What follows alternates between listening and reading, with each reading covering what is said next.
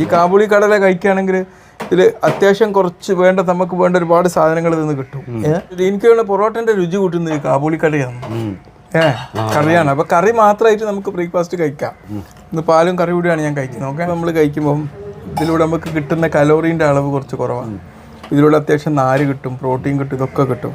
പിന്നെ നമ്മുടെ ശരീരത്തിൽ ഷുഗറിൻ്റെ അളവ് കുറക്കാൻ കാബൂളി കടല കഴിക്കുന്നതുകൊണ്ട് സാധ്യമാവും. പിന്നെ ഹൃദയത്തിൻ്റെ ആരോഗ്യത്തിന് നല്ലതാണ്. നമുക്ക് പേടിയാന്നോ?